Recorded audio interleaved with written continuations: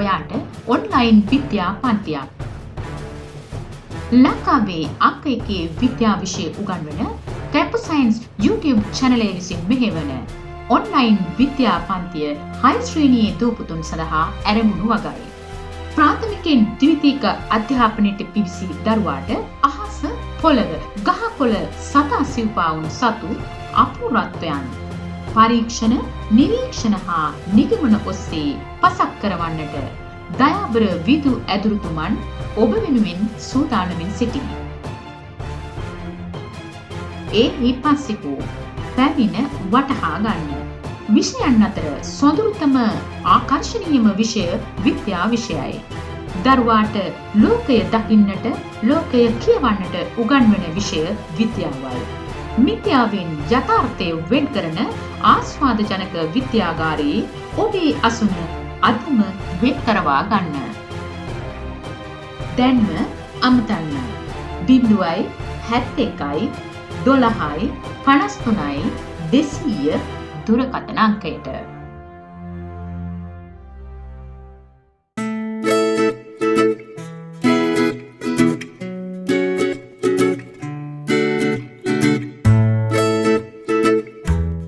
හරි. එහෙනම් කතා කරගෙන යන්කෝ. හරි. එහෙනම් පළවෙනි ප්‍රශ්නේ. හරිද?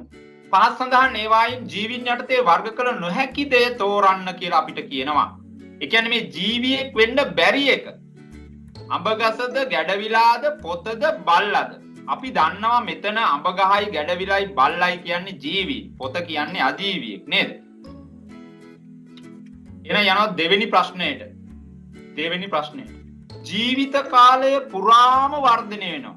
ඒ කියන්නේ හැමදෑම වර්ධනය වෙනවා. දැන් මේ කතා කරන මං ඉඳන් ඉන්න ඔයා හැමදෑම වර්ධනය වෙනවද? නෑනේ. හැමදෑම වර්ධනය වෙන්නේ නෑ. ඔයා අවුරුදු 25ක් 30ක් යනකොට ඔයාගේ වර්ධනය නවතිනවා. දැන් ඉන්නේ ඔයා හොඳ වර්ධන අවධිය. ඒක හරි. හැබැයි අවුරුදු 25ක් 30ක් යනකොට ඔයාගේ වර්ධනය නවතිනවා. දැන් ඔයාගේ අම්මා තාත්තා වර්ධනය වෙනවද? නෑ. වර්ධනය වෙන්නේ නෑ. සත්තුන්ගේ වර්ධනය සීමාවක් තියෙනවා. ඒ කියන්නේ අපේ සීමාවක් තියෙනවා. හැබැයි ශාකවල වර්ධනයේ සීමාවක් නෑ. දිගින් දිගටම මැරෙන මොහොතේ වර්ධනය වෙන ශාක තමයි තියෙන්නේ. එහෙම නැත්නම් ශාක දිගින් දිගටම වර්ධනය වෙනවා. එහෙනම් ඉතින් මොකද්ද මේකට පිළිතුර වෙන්නේ? ශාකවල ලක්ෂණයක් තමයි ජීවිත කාලය පුරාම වර්ධනය වීම. දැන් මේක වරද්ද ගන්න එපා. සමහර දරුවෝ හිතනවා මේ උස යන එක තමයි වර්ධනය කියලා. උස යන එක නෙමෙයි වර්ධනය කියලා කියන්නේ. දැන් ශාකයක් ජීවිත කාලය පුරාම දලු දානවනේ. ආන්න ඔන්න ඔය දලු දාන කතාව තමයි අපි කියන්නේ මේ වර්ධනය කියලා. මතක තියාගන්න. හරිනේ? හරි. එහෙනම් ශාකවල ලක්ෂණයක් තමයි ජීවිත කාලය පුරාම වර්ධනය වීම. දෙකට උත්තරේ 4. හොඳයි. මම යන්නම් පුතේ තුන්වෙනි ප්‍රශ්නේ. පහත් සඳහන් සතුන් අතරින් විකා ගිලින්නේ. විකනවා කියලා කියන්නේ මොකද්ද? හපනවා කියන එක. නේ? හපනවා මේවා. හපන. හරි? හපන. හරි. විකා ගිලින සතෙක්. දැන් ඔයා විකා ගිලින සතෙක්ද? ඔව්. නේ? සමහර වෙලාවල් තියෙනවා කෙලින්ම නොවිකාම බඩ අස්සර දා ගන්නවා ගොඩක් බඩ ගිනි වුණාම. හරි? හරි. හැබැයි සාමාන්‍යයෙන් අපි අපේ දත් ටික එහෙම නැත්නම් අපේ මුඛයේ පුතේ හැදිලා තියෙන්නේ විකා ගිලීම සඳහා හපලා කණ්ඩ. ඔයා දන්නවද සාමාන්‍යයෙන් ওই බත් කටක් කට අස්සට දාගත්තට පස්සේ 14 පාරක් හපන්න ඕන. අම්මෝ සර් 14 පාරක්? අපි නම් 2යි සර්. වැඩි වුණොත් 3යි. එහෙමද? හරි. 14 පාරක් හපන්න ඕනේ. හරි. 14 පාරක් පැත්තකට දාන්නකො අඩුම තරමේ. 5-6 පාරක්වත් හපලා කන්න ඉතින්. හරි. එතකොට ජීර්ණය වීම පහසු වෙනවා පුතේ. හොඳයි. එහෙනම් අපි ඉන්නවද මෙතන? නෑ අපි නෑ. මාළුවා දැකලා තියෙනවා මාළුවා හප කනවා? නෑ. එහෙම කන්නේ. කුරුල්ලා නේ? කුරුල්ලන්ට හපන්න කටක් තියෙන්න බෑ නේද? කටක් එහෙම ලොකුවට කටක් කියලා කියන්නේ මේ අපේ වගේ දත් තියෙන කටක් නෑනේ නේද? එයා කෙලින්ම ගිලිනවා. සමනලයා යුෂුරාබුණු. සමනලයා යුෂුරාබුණු නේ? රයිට්. එහෙනම් මෙන්න ලස්සන උත්තරේ ඉන්නවා. අපි නිකන් කතාවටත් කියනවනේ හරක වගේ හපනවා කියලා නේද? හරක වගේ හපනවා කියලා කියනවනේ නේ? එහෙනම් මොකද්ද? ගවයා නේ? ගවයා. මෙයා තමයි හප. දැකලා තියෙනවනේ මෙයා. මෙයා පුතේ මේ දැන් තනකොළ කාලා මෙයාගේ තියෙනවා මේ මෙතන තියෙනවා උගුර ගාව තියෙනවා යම්කිසි මල්ලක් වගේ එකක්. ඕකට ඉස්සලා හපලා පුරව ගන්නවා. ඊට පස්සේ ආය වමාරලත් කනවා. දැකලා තියෙනවද හරක්? හරි? ඒ මෙතන මේ මල්ල වගේ එකට පුරවගත් එකට ඒකෙන් ආය වමාරලා ආය කන. බලන්න ගවයෙක්ගේ පොඩ්ඩක් කන වෙලාවට පොඩ්ඩක් නිරීක්ෂණය කරලා බලන්නකො. එහෙනම් පුතේ පිළිතුර වෙන්නේ ගවයා. 3ට උත්තරේ 1. 4 වෙනි ප්‍රශ්නේ. පත්‍රිකාවලට නොබෙදුණු සරල පත්‍රයක් දැක්වෙන්නේ. පුතේ මේ ලෝකේ තියෙන පත්‍ර අපිට කොටස් දෙකකට බෙදන්න පුළුවන්. එකක් තමයි සරල පත්‍ර, අනිත් එක තමයි සංයුක්ත පත්‍ර. සරල පත්‍ර කියලා කියන්නේ මේ චූටි චූටි පත්‍රිකා නැති ඒවා. හරි? දැන් මේ එක උදාහරණයක් මතක තියාගන්න. උදාහරණයක් විදිහට කරපිංච මතක තියාගන්න. උදාහරණයක් විදිහට කරපිංච මතක තියාගන්න. කරපිංචවල චූටි චූටි අර පොඩි කොළ අපි කියන්නේ කරපිංච කොළයක් කියලා කිව්වම අර චූටි පොඩි කොළයක්නේ අපි කියන්නේ කරපිංච කොළයක් කියලා. ඒක වැරදි. මේ කරපිංච සම්පූර්ණ මේක තමයි කොළේ. මේ තමයි කොළේ. හරි? මේකේ චූටි එක්කට කියන්නේ පත්‍රිකාවක් කියලා. පත්‍රිකාවක් කියලා කියන්නේ. ආන්න එහෙම පත්‍රිකාවලට නොබෙදුණු සරල පත්‍රයක්. කොහොමද කියලා මම අහන්න. right. එහෙනම් පිළිතුර වෙන්නේ පුතේ හතරවෙනි ප්‍රශ්නෙට පිළිතුර වෙන්නේ මොකද්ද? D නේ D. එහෙම නැත්නම් 4 තමයි පිළිතුර. මේකට පිළිතුර වෙන්නේ පිළිතුරු අංක 4. පිළිතුරු අංක 4. හරි. මම යන්නම් පස්වෙනි ප්‍රශ්නෙට. ශාකභක්ෂක සතුන් පමණක් සහිත කණ්ඩායම තෝරන්න. කෙලින්ම ශාකයමය කොටස් හෝ ශාකයක් ආහාරයට ගන්න සත්තු තමයි අපිට තෝරන්න වෙන්නේ. හරිනේ? ඉතින් මේවා පොඩි කාලේ ඉඳලා දන්න ප්‍රශ්නනේ අපි නේද? හරි. එහෙනම් මම කෙලින්ම පිළිතුරටම යන්නම්. කවුද මේ ඉන්නේ සෙට් එක? ඕන් ඉන්නව ලස්සන හාවයි, ලස්සන ගවයයි, ලස්සන ලේනයි නේ. තුන් දෙනාම ශාකභක්ෂක නේ. එකෙක්ව මස් එහෙම කනවා දැකලා තියෙනව නෑනේ. එහෙම කන්නේ නෑ. හරි. හරි. එහෙම කන්නේ නෑ. එහෙනම් මෙන්න ශාකභක්ෂකයෝ තුන් දෙනා. ගවයා, හාවා, ලේනා. පිළිතුර අංක 2. 6 වෙනි ප්‍රශ්න. ස්වයංපෝෂී ජීවියා. ස්වයංපෝෂී කියලා කියන්නේ තමන්ට ඕන ආහාර ටික තමන්ම හදාගන්න කට්ටිය. දැන් මෙතන ඉන්න ස්වයංපෝෂීන් හොයන්න නම් අපි දැනගන්න ඕන මෙතන තියෙන ශාකය හොයාගත්තා නම් හරි. ඒ ශාක විතරයි ස්වයංපෝෂී. දැනට අපි දන්න කාරණා අනුව ශාක විතරයි ස්වයංපෝෂියා වෙන්නේ. එහෙනම් ඉතින් පැහැදිලිව මෙතන ඉන්න ස්වයංපෝෂියා කවුද පුතේ? ගොයම් නේ. ඔන්න ගොයම්. ගොයම් කියලා කියන්නේ හොඳ ස්වයංපෝෂී. තමන්ට ඕන ආහාර ටික යාම හදාගන්න. අනිත් තුන් දෙනාට ඒව එහෙම හදන්න බෑ. එහෙම හදන්න බෑ. හරි? right. එහෙනම් 6 වෙනි එකට පිළිතුර වෙන්නේ පිළිතුරු අංක 3. 7 වෙනි ප්‍රශ්නේ. අපිට තැන් තුනක් දීලා තියෙනවා. පොකුණු ජලය, වායුගෝලය, පස. අපෙන් අහනවා ප්‍රශ්නයක් මෙහෙම. ඉහත පරිසර වලින් ශුද්‍ර ජීවීන් සහිත වන්නේ පොකුණු ජලයේ ඕනතරම් ශුද්‍ර ජීවීන් ඉන්නවා. වායුගෝලයේ ඕනතරම් ශුද්‍ර ජීවීන් ඉන්නවා. දැන් ඔයාගේ ඔය වටේ කැරකෙන වායුගෝලයේ ඕනතරම් ශුද්‍ර ජීවීන් ඉන්නවා. ඔය ළඟපාත සෙම්ප්‍රතිශ්‍යාව තියෙන කෙනෙක් ඔයා ගාව හිටියොත් එහෙම අන්න එයාගේ සෙම්ප්‍රතිශ්‍යා වෛරසය වායුගෝලයට ගිහිල්ලා වායුගෝලයේ තුලේ තියෙන වාතයෙන් ඔයාගේ නහය අස්සට ඇවිල්ලා ඔයාට සෙම්ප්‍රතිශ්‍යාව හැදෙන්න පුළුවන්. එතනින්ම ඔප් වෙනවා වායුගෝලයේ මොකක්ද තියෙනවා කියලා සුත්‍ර ජීවීන් ඉන්නවා කියලා. දැන් උදාහරණයක් විදිහට පුතේ දැන් මේ මම ඊයේ ප්‍රවෘත්ති වලට ඇහුවා මේ කොවිඩ් වෛරස් එක දැන් තියෙන වෛරස් එක සමහර වෙලාවට වායුගෝලයෙන් වාතයෙන් යන්නත් පුළුවන් කියලා කියනවා. හරි. ඒතර වෛරස් කියන්නේ සුත්‍ර ජීවී ආකාරයක්නේ. අන්න එහෙනම් එයත් වායුගෝලයේ ඉන්නවා. හරි. මතක තියාගන්න. හොඳයි පස්සේ අපෝ පාංචු සුත්‍ර ජීවීන් ඕන තරම් ඉන්නවා පුතේ. පස්සේ සුත්‍ර ජීවීන් ඕන තරම් ඉන්නවා. එහෙනම් මේ තැන් තුනේම ඉන්නවා. එහෙනම් පිළිතුර බාර ගමු. 4 වෙනි පිළිතුර. 8 වෙනි ප්‍රශ්නය. සතුන් අපිට දෙබඳුන් සූචියක් දීලා තියෙන්නේ. පාද ඇති, පාද නැති. අපිට කියනවා මේ A කියන තැනටයි B කියන තැනටයි සුදුසු කවුද කියලා අපෙන් ප්‍රශ්න කරනවා. පාද තියෙන්නත් ඕන, පාද නැති වෙන්නත් ඕන. පාද තියෙනවා, පාද නැහැ. right. ඉතින් කවුද? මේ ඉන්නේ අහිංසක හාවයි භයානක ණයයි. පාද තියෙනවා හාවට ණයාට පාද නැහැ. හරි. එහෙනම් පාද ඇති හාවා පාද නැති ණය. පැහැදිලිනේ? හරි. මේකේ ඇස්සේ ලියලා තිබ්බත් කමක් නැහැ. එහෙම නැත්නම් මෙතනට ඉර ගහලා තිබ්බත් කමක් නැහැ. තුන්වෙනි උත්තරේට ඉර ගහලා තිබ්බත් ඒක බාර ගන්නවා ලකුණක් දෙනවා. හරි. ඊළඟ ප්‍රශ්නට යන්න. ජලයේ ඝන ද්‍රව හා වායු යන භෞතික අවස්ථා පිළිවෙලින් අපි දන්නවා ජලයේ භෞතික අවස්ථා තුනක් තියෙනවා. තමයි ඝන, ද්‍රව සහ වායු. ඒවට උදාහරණ තුනක් පිළිවෙලින් අහන්නේ. එහෙනම් අපි දැනටමත් දන්නවා ඝන වෙන්නේ අයිස්, ද්‍රව වෙන්නේ ද්‍රව ජලය, වායු වෙන්නේ ජල වාෂ්ප. එහෙනම් පිළිතුර වෙන්නේ පිළිතුරු අංක 2. පිළිතුරු අංක 2. ආලෝකය. දැන් මේ වැටෙන්නේ ආලෝකය. සූර්යයානේ අපිට ආලෝකය ලබා දෙන ප්‍රධාන ප්‍රභවය වෙන්නේ, ප්‍රධාන කෙනා වෙන්නේ. දැන් මේ ආලෝකය කියලා කියන්නේ පදාර්ථයක් නෙවෙයි. ඒ කියන්නේ මොකක්ද?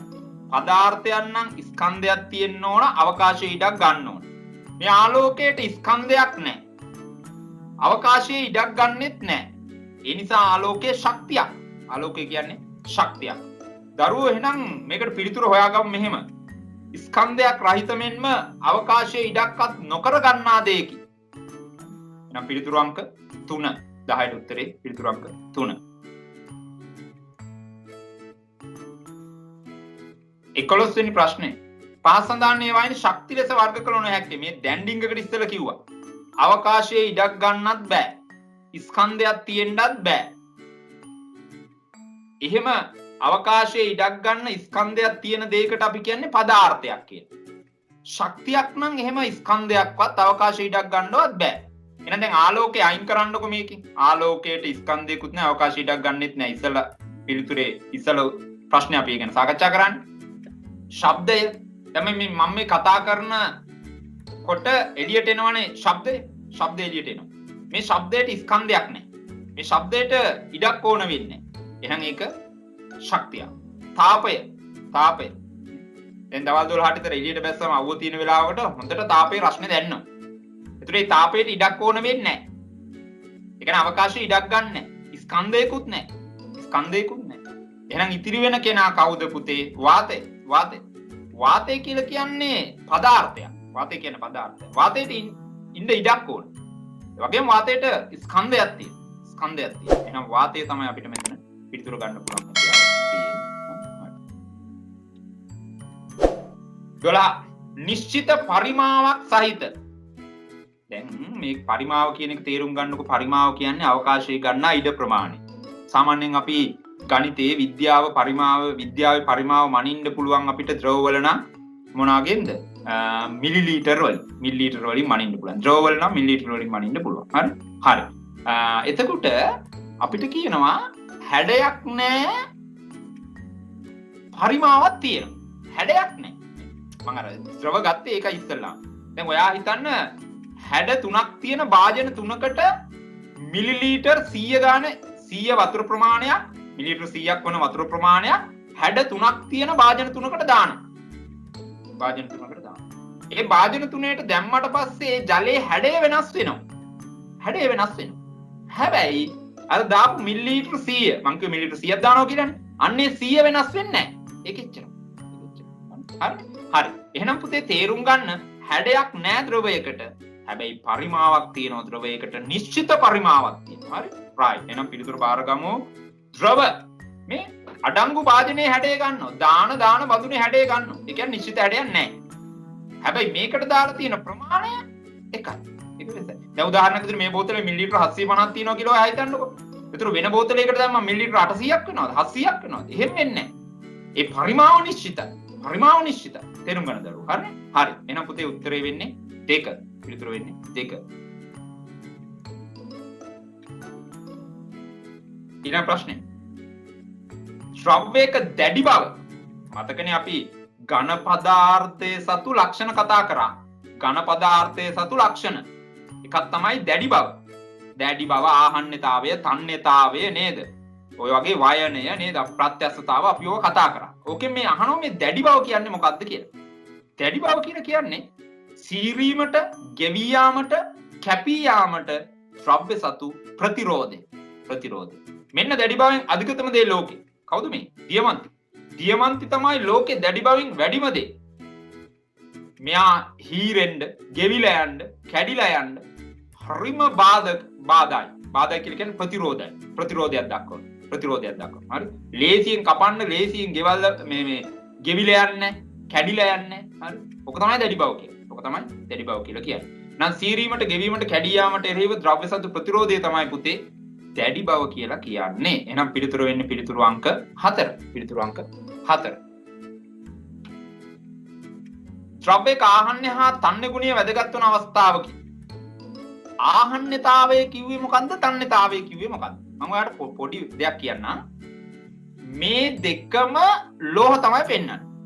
කියන්නේ ආහන්නතාවය පෙන්වන්නෙත් ලෝහ, තන්නතාවය පෙන්වන්නෙත් ලෝහ. දරුවෝ යාට මතක නම් ආහන්නතාවය කියලා කියන්නේ තැලීමෙන් තහඩු කරන්න පුළුවන් බව. තලලා ඔන්නම් තහඩුවක් වගේ හදාගන්න පුළුවන්. අන්න ආහන්නතාවය. තන්නතාවය කිව්වේ මොකද්ද?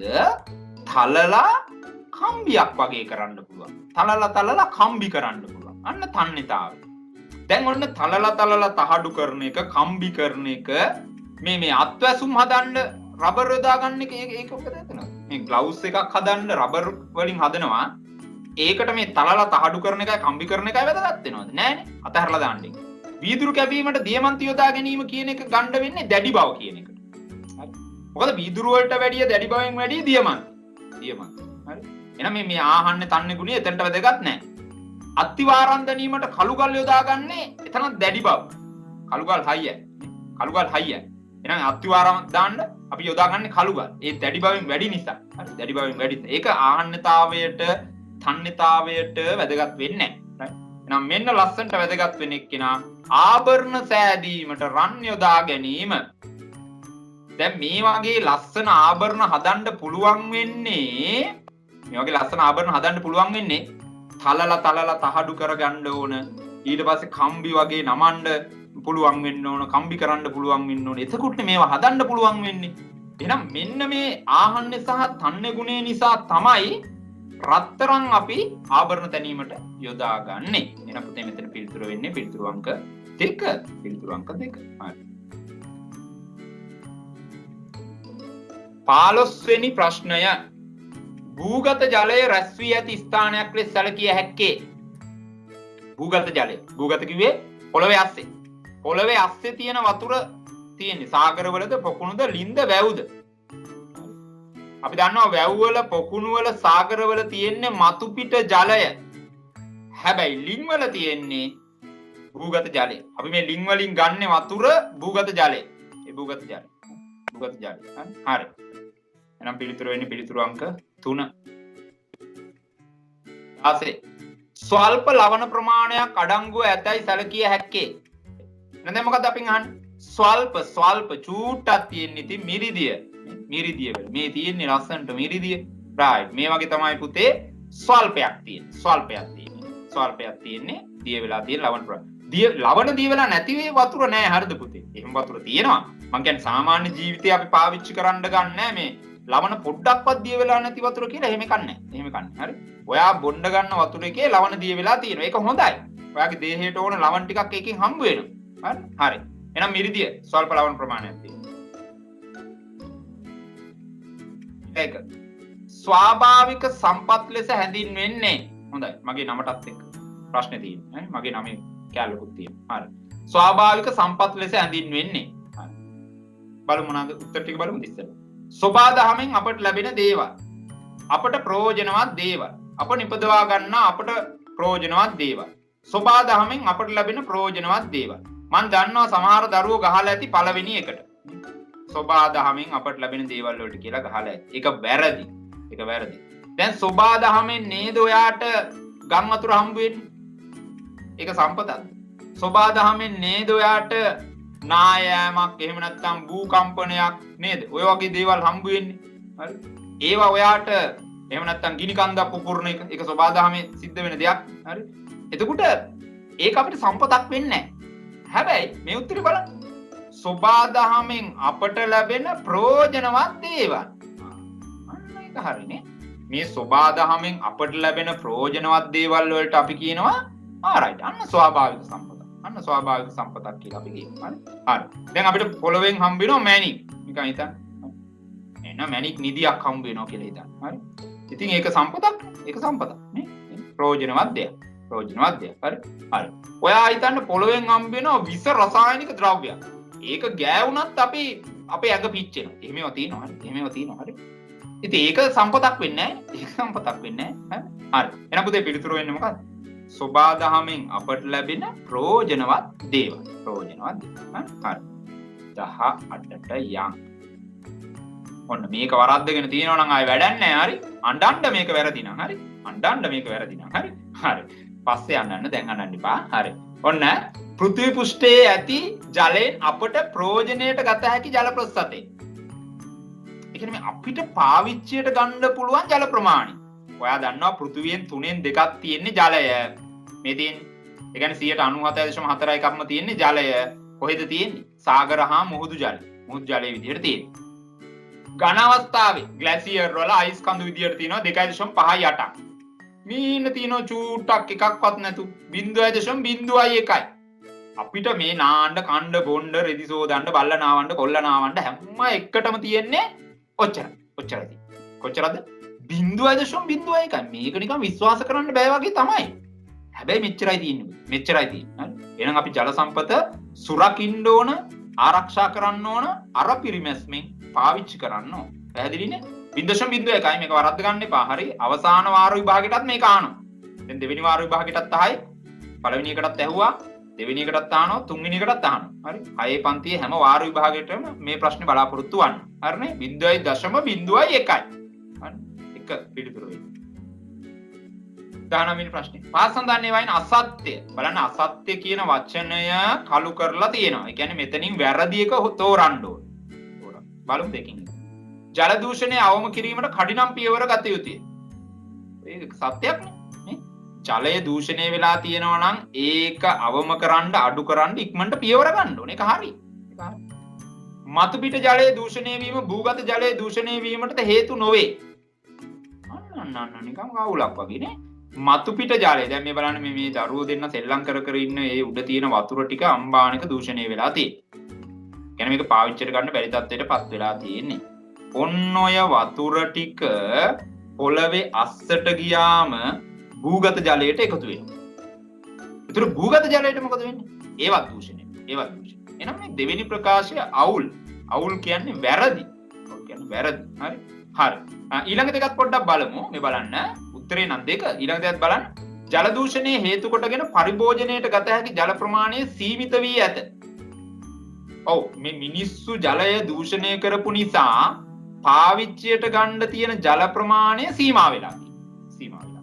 පැහැදිලි? ඒක හරි. ඊළඟ එක. ජල දූෂණය අවම කර ජල සම්පත රැක ගැනීම අප සමගින් යුතුයකමකි. ඔව්නේ. ජල දූෂණය අවම කරලා ජල සම්පත රැක ගන්න එක අපිට තියෙන යුතුයකමක්. අපි හැමෝගෙම යුතුයකමක්. හරි. හරි. එහෙනම් ඔන්න මේකට පිළිතුර වෙන්නේ කීයද? 2. 2 වෙයි. 20.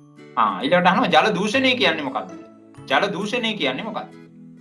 ඔයාලට මේ ජල දූෂණය වෙච්ච ජලයේ තියෙන තැනක් තමයි මම මේ රූපෙන් පෙන්නලා තියෙන්නේ. මේකෙන් පෙන්නලා තියෙන්නේ. මේකෙන් පෙන්නලා තියෙන්නේ දූෂණය වෙච්ච ජලයේ තියෙන තැන. දූෂණය වෙච්ච ජලයේ තියෙන තැන. දැන් ඔයාට මේක බොන්න පුළුවන්ද? සු කතා කරනවා සර් වමන යන්නත් වෙනවා මේක දැක්කම. බොන්න බෑනේ. හරි. නාන්න පුළුවන්ද? බෑනේ. මොකක් හරි ප්‍රයෝජනයකට ගන්න පුළුවන්ද? බෑ. බෑ. එහෙනම් පුතේ මේ තමයි ජල දූෂණය. ජල දූෂණය කියන්නේ මොකද්ද? පාවිච්චි කරන්න බැරි තත්වයට වතුර ටික පත් වෙන එකට. පාවිච්චි කරනවා කියන්නේ පරිභෝජනය කරනවා. එහෙනම් මොකද්ද පිළිතුර වෙන්නේ? ජීවීන්ගේ පරිභෝජනයට නුසුදුසු බවට ජලය පත් වෙනවා. එහෙනම් පිළිතුර වෙන්නේ පිළිතුරු අංක 3. පිළිතුර වෙන්නේ පිළිතුරු අංක 3. හරි මේ වතුර මෙලෝ දෙයකට පාවිච්චි කරන්න බෑනේ. හරි. එහෙනම් පිළිතුර වෙන්නේ පිළිතුරු අංක 3. පරිභෝජනයට ගන්න බැරි තත්වයට වතුර පත් වෙනවා. ජලය පත් වෙනවා. ඒක තමයි ජල දූෂණය කියලා කියන්නේ. හරි. යම් පළවෙනි ප්‍රශ්නේ දෙවෙනි කොටසේ පළවෙනි ප්‍රශ්නේ හරි වැරදි දාන්න තියෙනවා. හරි වැරදි දාන්න තියෙනවා. බලන්න. වර්ධනය වීම ජීවීන්ට පමණක් පොදු ලක්ෂණයකි. මේ වර්ධනය වෙන්නේ ජීවීන් විතරයි. හරිනේ. හරිනේ. වර්ධනය වෙන්නේ ජීවීන් විතරයි තමයි. ජීවීන් විතරයි තමයි. හරි. ඒක හරි. හරිත ශාක ස්වයංපෝෂී ලෙස අඳින්නේ ඈක. නියමයි. ඒක මරු. හරිත ශාක කියන්නේ කොළ පාට ශාක. එහෙම නැත්නම් ශාක. ඒගොල්ලන් ස්වයංපෝෂීන් තමයි. ඒකත් හරි. චලන දැක්වීමේ හැකියාව ඇත්තේ සතුන්ට පමණි. අන්න බොරුවක්. අන්න බොරුවක්. චලන දක්වන්න පුළුවන් ශාක වලට. නිදි කුඹා අල්ලපු ගමන් පත්‍ර හකුල ගන්නවා. ශාකයක දැල්ල එහෙම නැත්නම් අග්‍රස්තේ යන්නේ උඩට. ශාකයක අග්‍රස්තේ එහෙම නැත්නම් දැල්ල ආලෝකයේ පැත්තට තමයි චලනය වෙන්නේ. වර්ධනය වෙන්නේ. හරි. ඒක වැරදි. ඒක වැරදි. ඊළඟට කොරල් බුහුභාවන්ට සංචරණ හැකියාව නැල්ලු.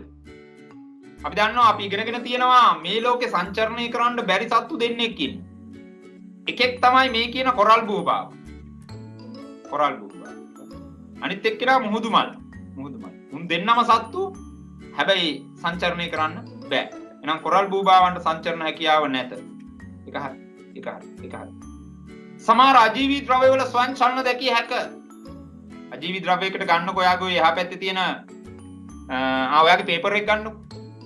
ඔය පේපර් එක ඔයාට දැනෙන්නේ නැති වෙන්න ඔතනින් වෙන තැනකට යන්න පුළුවන්. බෑ. ඔතනින් වෙන තැනකට යන්න බෑ. ඔය පේපර් එකට ඔතනින් වෙන තැනකට යන්න බෑ.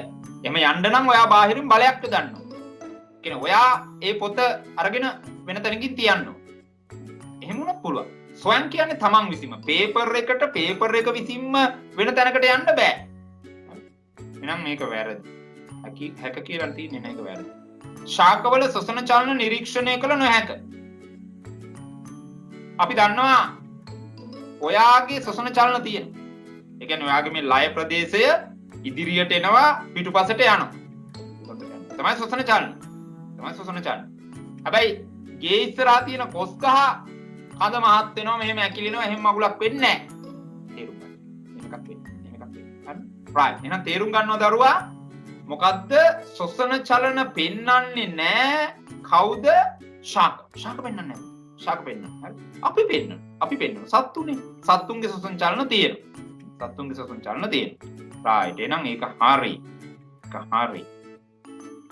කාබන් ඩයොක්සයිඩ් වායුව මගින් අවර්ණ හුණු දියර කිරි පැහැයට හැරේ. අවර්ණ හුණු දියර කිරි පැහැ කරන්නේ කාබන් ඩයොක්සයිඩ්. හරිනේ තින්නේ. Carbon dioxide හඳුනගන්නේම අවර්ණ හුණු දියර වලින්නේ. අවර්ණ හුණු දියර තුලින් කාබන් ඩයොක්සයිඩ් යවුවම කිරි පාට වෙනවා. කිරි පාට වෙනවා. ජීවින්ගේ අඛණ්ඩ පැවැත්ම සඳහා ප්‍රජනනය අත්‍යවශ්‍ය නොවේ. ප්‍රජනනය කියලා කියන්නේ ජීවින්ගේ අඛණ්ඩ පැවැත්ම සඳහා නව පරම්පරාවක් ඇති කිරීම. ඔයා ඔතන ඉඳගෙන ඉන්නේ මම මේ ක්ලාස් එක කරන්නේ මේ ප්‍රජනනය කියන ක්‍රියාවලියට පින් සිද්ධ වෙන්න. අපේ අම්මා මාව හැදුවේ නැත්තම් ඔයාගේ අම්මා ඔයා හැදුවේ නැත්තම් අපිට මේ ක්ලාස් එක කරන්න බෑ. එහෙනම් මිනිස්සුන්ගේ එහෙම නැත්තම් පුතේ ඕන සත්වයේගේ ඕන ශාකයක ඉදිරි පැවැත්ම සඳහා නව පරම්පරාවක් ඇති කරන එක තමයි පුතේ ප්‍රජනනය කියලා කියන්නේ. ප්‍රජනනය කියලා කියන්නේ. හරි. එහෙනම් මේක මහ බොරුවක්. මෙතන උත්තරේ හැටියට නම් මේ අත්‍යවශ්‍ය නොවේ නෙවෙයි. අත්‍යවශ්‍යයි. හරි. ජීවින්ගේ විවිධත්වයේ පරිසරයට අතිශය වැදගත්. ඔව්. මේ ලෝකයේ එක එක જાතිය ජීවීන් ඉන්නේ. ඒක මරුනේ පුතේ. ඒක මරුනේ නේද? එහෙනම් මේක මාරම් වැදගත් නේ. පරිසරයේ විවිධත්වය. මේ විවිධත්වය. මේ වෙනස හොඳයි. මේ වෙනස හොඳයි. හරි. හරි. සමහර සතුන් තුල හරිතප්‍රද නම් කොළ පැහැති වර්ණකයේ අඩංගුයි. ඒ කියන්නේ දැන් ඔය කියනවා ඇත්ත ගිරව වෙන්නේ නැතිනේ. ගිරව වගේ සතුන්ගේ ගිරව කොළ පාටයිනේ සාමාන්‍ය ගිරව කොළ පාටයිනේ. එතකොට ඔගේ ඇඟේ හරිතප්‍රද කියන වර්ණකයේ තියෙනවා. නෑනේ මේ පට්ටපල් බොරුවන්නේ මේ කියන්නේ. හරි. ශාකවල පත්‍රවල තමයි අර කොළ පාටට හේතුව වෙන්නේ මේ හරිතප්‍රද. ශාකවල විතරයි තියෙන්නේ. ශාකවල විතරයි තියෙන්නේ. හරි. ගිර වගේ එහෙම නැහැ. ගිර වගේ නැහැ. එහෙනම් මේක වැරදි. ඒක වැරදි. හරි. දෙවෙනි ප්‍රශ්නෙට යන්න. හිස්තෙන් සඳහා සුසු වචන තෝරන්න. යොදන්න. sorry. ශාකවල ප්‍රභා සංශ්ලේෂණ ක්‍රියාවලිය සඳහා අවශ්‍ය ශක්තිය ලැබෙන්නේ. ශක්තිය දෙන්නේ කවුද කියලා අපෙන් අහන්න. ජලයද, කාබන් ඩයොක්සයිඩ්ද, හරිතප්‍රදද, හිරු එළියද? හිරු එළියනේ. ඒකනේ ශක්තිය එතන තියෙන නේද පුතේ? එහෙම නැත්නම් ආලෝකය, එහෙම නැත්නම් සූර්යාගිනි, එහෙම නැත්නම් හිරුගෙනි ඔය මොකක් කර උත්තරයක් තිබ්බනම් හරි. හරි. දෙවෙනි ප්‍රශ්නෙට යන්න. ශාක ආහාර මත කෙලින්ම හෝ වක්‍රව යැපෙන නිසා සතුන්. ඒ කියන්නේ අපි ශාක හදලා දෙන දෙයක් කනවා එහෙම නැත්නම් වක්‍රව යැපෙනවා. වක්‍රව. දැන් උදාහරණයක් විදිහට දැන් මන් දවල්ට කෑවි කුකුල් මස් කියලා හිතන්න. එතකොට අන්න ශාක මත මම වක්‍රව යැපුණා. ඇයි? කුකුලා කන්නේ ශාකමය දෙයක්. එතකොට ඒ ශාකමය දේ නැත්තම් කුකුලා නැහැ. කුකුලා නැත්තම් මන් නැහැ වගේ වැඩන්නේ උතන තියෙන්නේ. එන අන්න වක්‍රව. දැන් වී කුරුල්ලා වී ටිකක් කනවා. අන්න ඍජුවම යැපෙනවා. නා වක්‍රව හරි ඍජුව හරි යැපෙනවා සතුන්. ඒ නිසා අපිට නමකුත් දාලා තියෙනවා. මොකක් කියලාද? විෂම පෝෂීන් කියලා. විෂම පෝෂීන් කියලා නමක් දාලා තියෙනවා. හරි. විෂම පෝෂීන්. ඊළඟ ප්‍රශ්න. මාළුවාගේ සංචරණ අවයවය දැන් සමහර දරුවෝ මෙතනට ලියනවා පිහිනීම කියලා. පිහිනීම කියලා ලියලා හරියන්නේ නැහැ. ඇයි? අහන්නේ සංචරණ ක්‍රමය නෙවෙයි. අහන්නේ අවයවය. අවයවනේ අහන්නේ. අවයවය අහන්නේ. එහෙනම් මොකෙන්ද පීනලා යන්නේ? වරල් වලින්නේ සර්. හරි. වරල්නේ. වරල් වලින් තමයි යන්නේ. හරි. පිළිහුඩුව ආහාර. පිළිහුඩුව දැකලා තියෙනවා. මේම දිග හොටක් දිග හොටක් තියෙන. දිග හොටක්. හරි. පිළිහුඩුව සාමාන්‍යයෙන් ඉන්නේ ඔය ගංගවල් අයිනේ. වතුර තියෙන අයිනේ තමයි ඉන්නේ උ. මොකටද ඔය වතුර අයිනට වෙලා ඉන්නේ? මාළුව අල්ලගන්න. මාළුව අල්ලගන්න තමයි. ඉතින් මාළුවාව අල්ලගෙන මෙහෙම හොට උඩ පැත්තට හරවලා කෙලීම ගිලිනවා. හරි. හපාප ඉන්නවා. හපන්න දත් තියෙන එකක් නේද? කුරුල්ලන්ට දත් නැහෙනි කොහොමද? හරි. එහෙනම් ආයේ විකන කතාවක් කියන්න එපා. හරි. එහෙනම් නොවිකා ගිලින සත්වයේ කියන්න පුතේ. මම මොකද්ද කියලා තියෙනවා? අන්න බොරු වැරදි හරි. නොවිකා ගිලින සත්වයේ කී එතන හදාගන්න. නොවිකා ගිලින සත්වයේ කී විකා කියලා එහෙම ලියන්න එපා. නොවිකා ගිලින සත්වයේ කී. නොවිකා ගිලින සත්වයේ කී. හරි. නොවිකා ගින්න සත්වයකි. එතන නොවිකා කියන උත්තරේ තමයි එන්න ඕන. හරි. ඊළඟ ප්‍රශ්නට යනවා. ඝන පදාර්ථ වලට නිශ්චිත හැඩයක් මෙන්ම නිශ්චිත ඔය ඝන පදාර්ථයක් උදාහරණයක් ඔයාගේ ෆෝන් එක ගැන හිතන්න, ලැප්ටොප් එක ගැන හිතන්න, ඔයාගේ ඔය අතේ තියෙන පොතක් ගැන හිතන්න, පැන්සල ගැන හිතන්න. ඔය ඔක්කොම ඝන පදාර්ථ. මේ ඝන පදාර්ථ වලට හැඩයක් තියෙනවා. පැන්සලේ හැඩේ ජීවිතේට වෙනස් වෙනවා, හෙට වෙනකොට වෙනස් වෙනවා පැන්සලේ හැඩේ. නේද? එහෙනම් අන්න හැඩේ නිශ්චිතයි. ඒක හරියි. ඊළඟට එයා ගන්න ඉඩ ප්‍රමාණය අද ඔයාගේ පෙන්සිල් බොක්ස් එකට දාපු පැන්සල හෙට ඉඩ මදි වෙනවද ඒක දාන්න? ඒ ඉඩ ටිකම නේද යාට ඕන වෙන්නේ. අන්න නම් හැඩයත් නිශ්චිතයි. මොකක්ද අනිත් නිශ්චිත එක? ස්කන්ධයත් නිශ්චිතයි. මට ස්කන්ධය ගැන කියන්න බැරි වුණානේ. ස්කන්ධය කියලා කියන්නේ දැන් පැන්සල ග්‍රෑම් 20ක ස්කන්ධයකින් යුක්තයි නම් හෙට වෙනකොට ඒක 22ක් වෙනවද?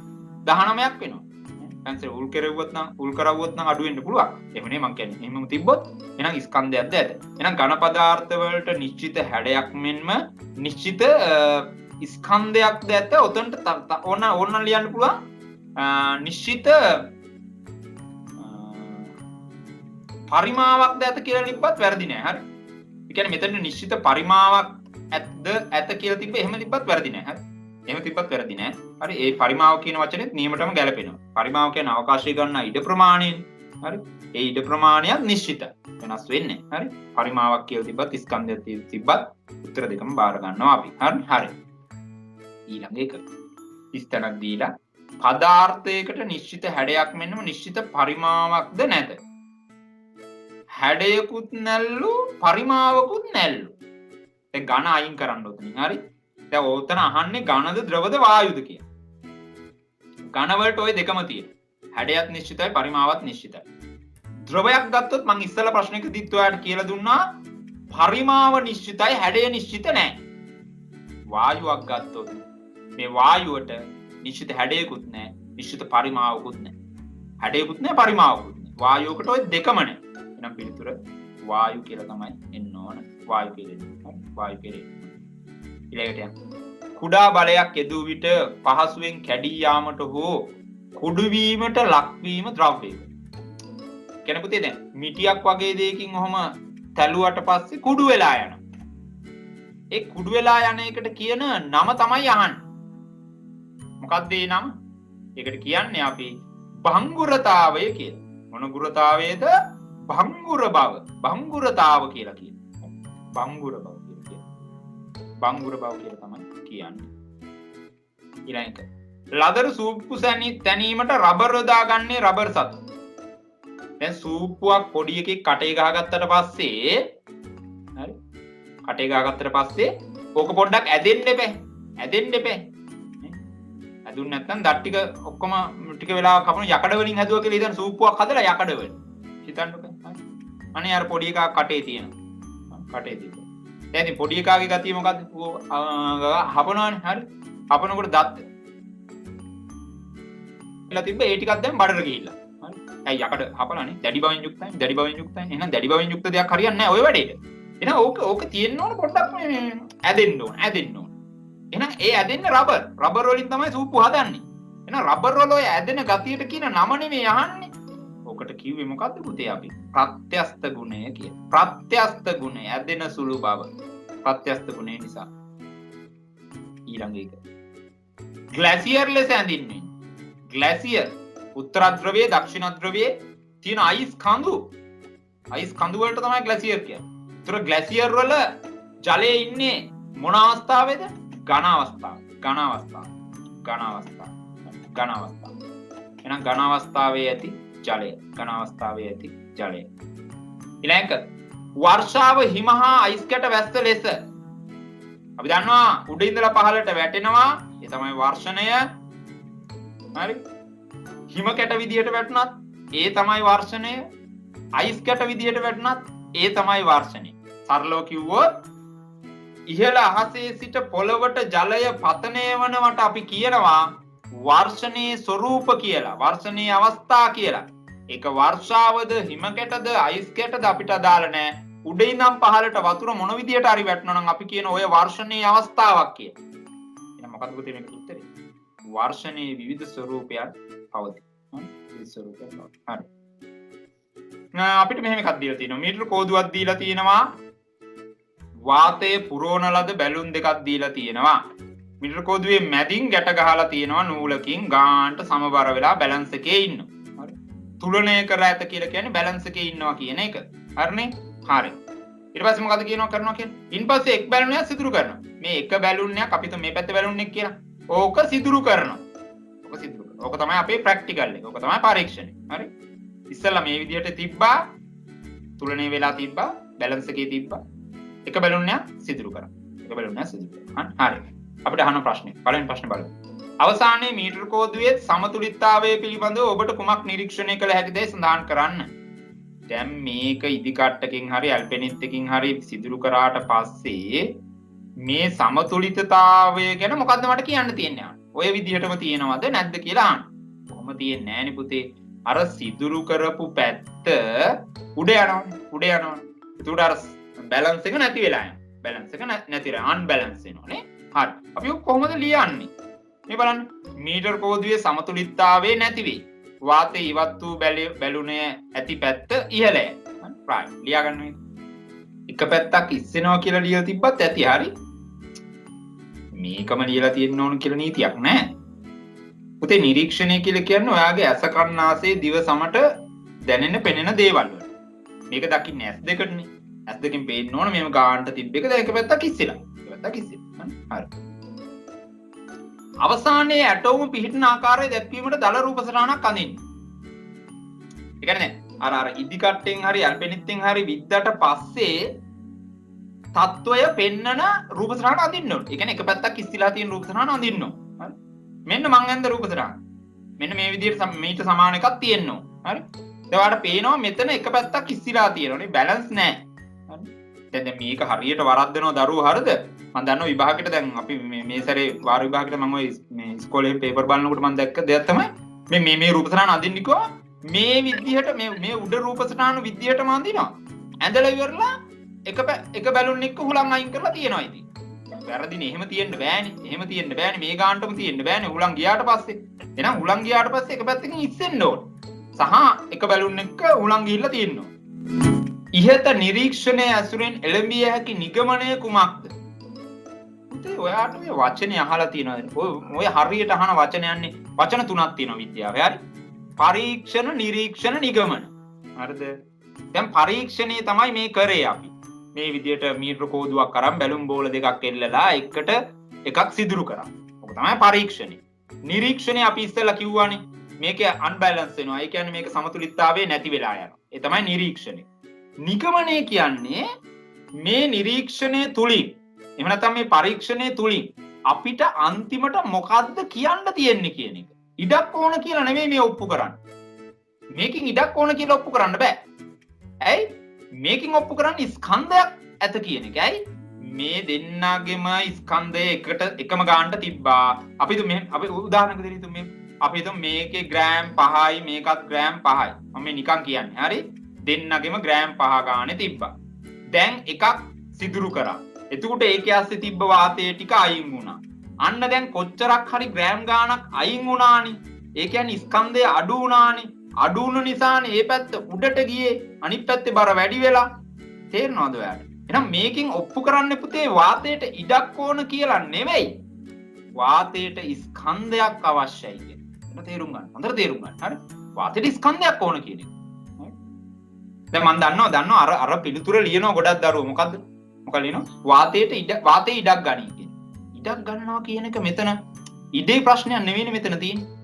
මෙතන තියෙන්නේ ස්කන්ධයේ ප්‍රශ්නය. මෙතන තියෙන්නේ ස්කන්ධයේ ප්‍රශ්නය. වාතයේ ස්කන්ධයක් තියෙනවා කියන එක තමයි අපි මේකේ ඔප්පු කරන්නේ. පැහැදිලිද දරුවන්ට? හරි? ඒවා හරියට තේරුම් ගන්න ඕනේ. හරි? හරි. යන් ඊළඟ ප්‍රශ්නේ. හතරවෙනි ප්‍රශ්නේ. ජීවිත ශාක හා සතුන් ලෙස වර්ග කරන්න පුළුවන්. ඔවුන් අතර සමාන ලක්ෂණ මෙන්ම අසමාන ලක්ෂණ ද ඇති බව දැකිය හැකිය. ශාක හා සතුන් අතර දැකිය හැකි ඇති සමාන ලක්ෂණ දෙකක් සඳහන් කරන්න. ඒ කියන්නේ මේ මටයි කොස් ගහටයි තියෙන සමාන ලක්ෂණ. ඔකනේ. මටයි කොස් ගහටයි තියෙන සමාන ලක්ෂණ. හරි. දෙකක් අහනවා අපි. මේ බලන්න මම ලියපු දෙක. තව වෙනස් ඒවා තියෙන්නත් පුළුවන්. මෙන්න මම ලියපු දෙක. එකක් මම ලිව්වා ශාක මෙන්ම සතුන්ද වර්ධනය වේ. හරිනේ. කොස් ගහත් වර්ධනය වෙනවා මාත් වර්ධනය වෙනවා. අපි දෙන්නම වර්ධනය වෙනවා. මොකද අපි ජීවීන් නිසා. ඊළඟ එක මම ලිව්වා මෙහෙම. ශාක මෙන්ම සතුන්ද ශෝෂණය කරයි. ශාකත් ශෝෂණය කරනවා මාත් ශෝෂණය කරනවා. තව ඔයා ලියපු ඒවා ඇති මෙන්න මේවා. ශාක මෙන්ම සතුන්ද චලන දක්වයි. ශාක මෙන්ම සතුන්ද ප්‍රජනනය සිදු කරයි. ශාක මෙන්ම සතුන්ද පෝෂණය පෙන්වයි. කොහොමද තියෙනවා? හරි right. එහෙනම් මගේ දෙක ලියාගමු ලියලා නැති දරුවෝ. ශාක මෙන්ම සතුන්ද වර්ධනය වේ. ශාක මෙන්ම සතුන්ද ශෝෂණය කරයි. ශාක හා සතුන් අතර ඇති අසමාන ලක්ෂණ දෙකක්. අන්න සමාන නැති ලක්ෂණ දෙකක්. සමාන නැති ඒවා දෙකක්. හරි. ඉතින් මම ලියපු දෙක බලන්න. මම ලියපු දෙක. ඒවා නම් ගොඩක් නෑ හරි. ශාක ස්වයං පෝෂීන්‍ය සතුන් විෂම පෝෂීන්‍ය. හරි.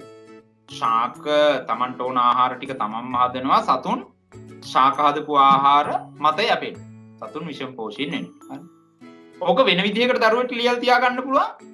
ශාක ප්‍රභා සංශ්ලේෂණය කරයි සතුන් ප්‍රභා සංශ්ලේෂණය නොකරයි. ඒත් හරි. මෙන්න මම ලියපු අනිත් එක. ශාක සංචරණය නොකරයි. ශාක වලට තැනකින් තැනකට යන්න බෑ. සත්තුන්ට පුළුවන් තැනකින් තැනකට යන්න.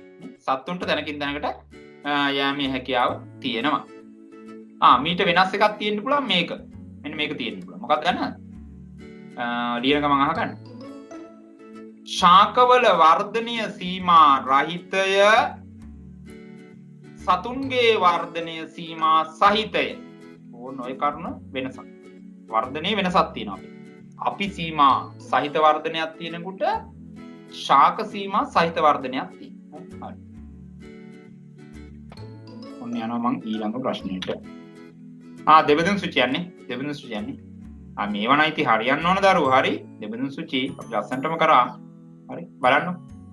පාද හතරක් ඇති. කකුල් හතරක් තියෙන සත්තු දෙන්නෙක් දාන්න තියෙන්නේ මෙතන. කවුද? ඕන් ඉන්න. ගවයයි මුවයිනේ. ගවයාට 4යි මුවාට 4යි. පාද හතරක් නැති එහෙනම් ඉතින් ඉතුරු වෙුම් එන්න බෑ. පිලිහුඩුවයි පොල් කිච්චයි. දැන් ගවයයි මුවයි හාවයි ඉන්නවා. අන් ඇති අන් නැති. අන් ඇති එවුන් දෙන්නෙක් ඉන්නවා. කවුද? ගවයයි මුවයි. අන් නැති එවුන් එක්කෙනයි. කවුද? හාවා. ඊට පස්සේ ගවයයි මුවයි බෙදන්න ඕන අපිට. දිගවලිගයක් ඇති දිගවලිගයක් නැති කියලා බෙදලා දීලා තියෙනවා. දිගවලිගයක් ගවයාට තියෙනකොට දිගවලිගයක් නැහැ මුවාට. මේ පැත්ත ඉවරයි. මේ පැත්තට එනවා. පාද හතරක් නැති පිලිහුඩුවයි පොල් කිච්චයි. බෙදන්නේ පිලිහුඩුවයි පොල් කිච්චයි කියලා බෙදලා තියෙනවා. අපිට කියන්න ඕන ලක්ෂණේ. මුන් දෙන බෙදුවේ ඇයි? මොකෙන්ද බෙදුවේ? මම ඔයාලට කිව්වොත් මෙන්න මේක. දිගු හොටක් ඇති දිගු හොටක් නැති. පොල් කිච්ච දැකලා තියෙනවද? පිලිහුඩුව දැකලා තියෙනවද? මුන් දෙනගේ එකෙක් දැක්කත් ඇති. දැන් සාමාන්‍යයෙන් පිළිහුඩුවගේ හොට දිගයි. පොල් කිච්චගේ එහෙම දිග හොටක් නැහැ. පොල් කිච්චට එහෙම දිග හොටක් આવොත් ඌ හෙන කැත වෙනවා. කැතයි. හරි. ඌගේ දේහයත් එක්ක කෙහෙන කැතයි. මෙහෙම දිග එකක් આવොත්. කැතයි නෝ. හරි. හැබැයි පිළිහුඩුවට ඒක ලස්සන නේ. දිග ලස්සනට ඇවිල්ලා තියෙනවා. හරි. ඒක හොඳයි. හරි. එහෙනම් ලියා ගන්න ලියපු නැද්ද දරුවෝ? මෙතනට ගවයයි මුවයි මෙතනට පිළිහුඩුවයි පොල් කිච්චයි, මෙතනට ගවයයි මුවයි, මෙතනට හාවා, මෙතනට ගවයා, මෙතනට මුවා. දිගු හොටක් ඇති, දිගු හොටක් නැති.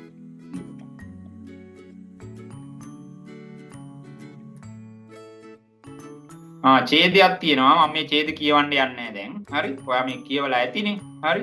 මම කෙලින්ම ප්‍රශ්න වලට යනවා. හරිනේ? හරි. වෙලා යන්න නිසා.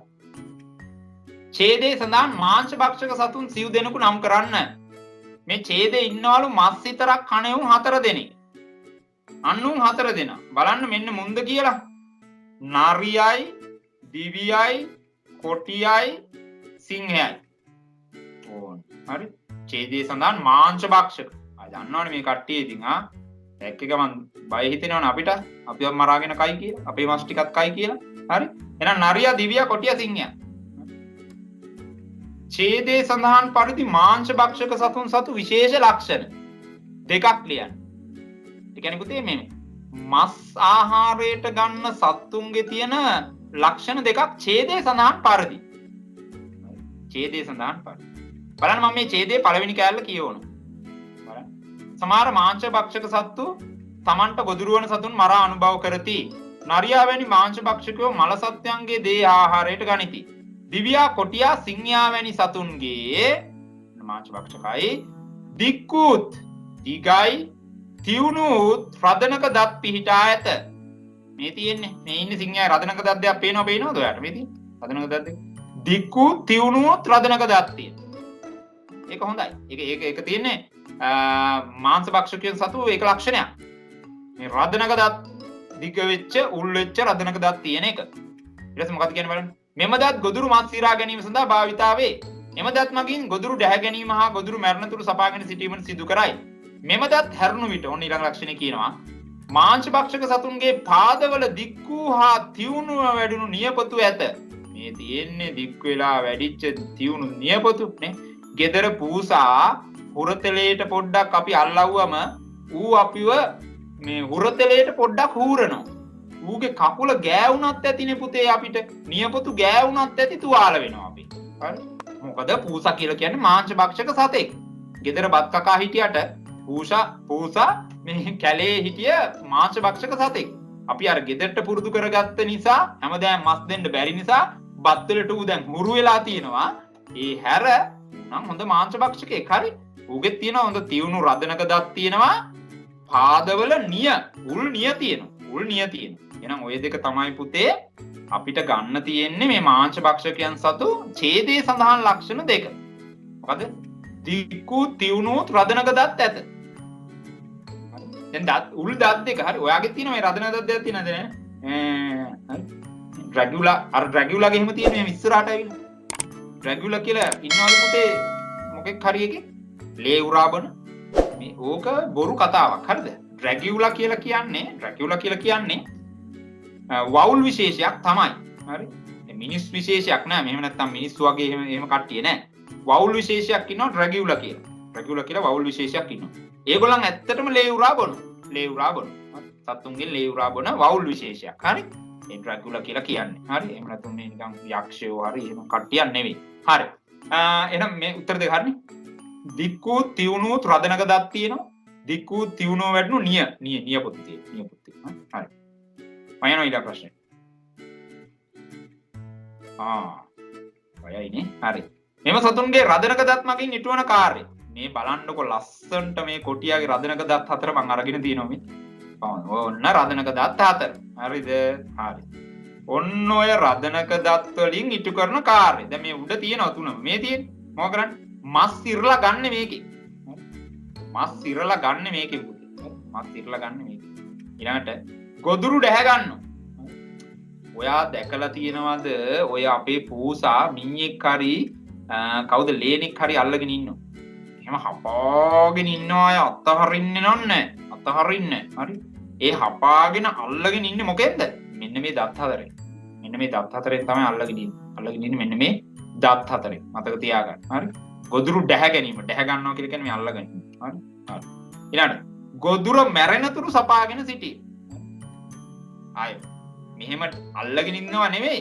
ගොදුර මැරෙන දැන් කවුද අපේ මීයෙක් හරි මොකෙක් හරි පොඩි සතෙක් අල්ලගත්තට පස්සේ පූසා ලේනික් හරි මැරෙනකම් අල්ලගෙන ඉන්නවා.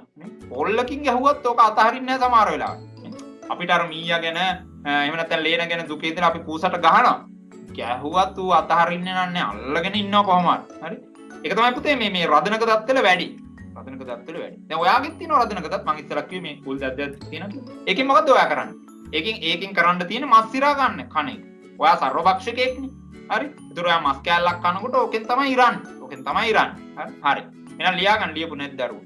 මස් සිරා ගැනීම, ගොදුරු දැහැ ගැනීම, ගොදුර මැරෙනතුරු සපාගෙන සිටි. මැරෙනතුරු හපාගෙන ඉන්න. ඊට ඡේදයේ සඳහන් මාංශ භක්ෂක සතුන් යන්න පැහැදිලි කරන්න. දන්නවනේ මේක මොන්ටිසෝරි ප්‍රශ්නයක් නේද? මාංශ භක්ෂකෝ කියන්නේ කාටද? මස් විතරක් කන සතුන්ට නේ? හරි එහෙනම් ලියන්න. ලියලා ඇති. මස් පමණක් ආහාරයට ගන්නා සතුන් මාංශ භක්ෂකයන් වේ. තියුණු නියසහිත මාංශ භක්ෂක පක්ෂියෙකු නම් කරන්න. කියන නියපොතු තියෙනවා කොටියගේ වගේ. රාජාලියයි උකුස්සයි මුන් දෙන්නගේ එකෙක්. දැන් පුතේ ලංකාවේ රාජාලියෝ නෑ ආ. ලංකාවේ රාජාලියෝ නෑ. ලංකාවේ මේ කලාතුරකින් ඉන්න ඔය අරින් මෙන් අපිට අහන්න ලැබෙනවා. සාමාන්‍යයෙන් ඉන්නේ අපේ ඉන්නේ උකුස්සෝ. උකුස්සෝ තමයි ඉන්නේ. රාජාලියා නේ. අලියා වගේ ලොකු එකෙක්. රාජාලියා නම දාලා තියෙන එක නේ. ඔය ඉන්දියාවේම සමහර ප්‍රාන්තවල මේ ඉන්දියාවේ ඉන්න සමහර රටවල් වල ඉන්නවා මේ රාජාලියෝ මේ ළමයි අරගෙන යනවා. පොඩි ළමයි අරන් යන්න පුළුවන්. මේ ඔය ඉන්ටර්නෙට් එකේ එහෙම සර්ච් කරලා බලන්න. ඔය තාත්තට හරි අම්මට හරි කියලා පොඩ්ඩක් YouTube එකේ සර්ච් කරලා බලන්න. සමහර රාජාලියෝ ඉන්නවා පුතේ. මම දැක්ක වීඩියෝ එකක් හරියද? මේ මොකද්ද කරන්නේ යා මේ මුවෙක්ව අල්ලගෙන කන්දක් උඩට පියාඹලා අරගෙන යනවා. මුවෙක්ව හරි ඒ තරම් ලොකු බරක් උස්ස ගන්න පුළුවන් යාට. හරි? මුවෙක් කිලෝ 50ක් විතර බරක් උස්සගෙන යනවා. ඊටත් වැඩි සමහර වෙලාවට. උස්සගෙන ගිහිල්ලා ඉවරලා කන්ද උඩට ගිහිල්ලා කන්දෙන් පැල්ලහැට අතහරිනවා.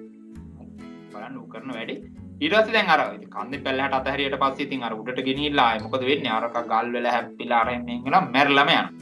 ඊට පස්සේ දැන් ඔක කන්ද පාම වලට වැටෙනවනේ. ඊට පස්සේ රාජාලියා වේගෙන් ඇවිල්ලා ඉවරලා අන්න හොඳට මස් ටික කනවාරු. හරි? එහෙම කරන අවස්ථා තියෙනවා. හරි? බලන්නකෝ මේ වගේ වීඩියෝ දර්ශන ගොඩාක් තියෙනවා YouTube එකේ සර්ච් කරලා බලන්න. හරි. එහෙනම් තියුණු නියසහිත මාංශ භක්ෂක පක්ෂියා තමයි උකුස්සා රාජාලියා ගන්න පුළුවන් හැකියාව තියෙනවා අපිට. හොඳයි.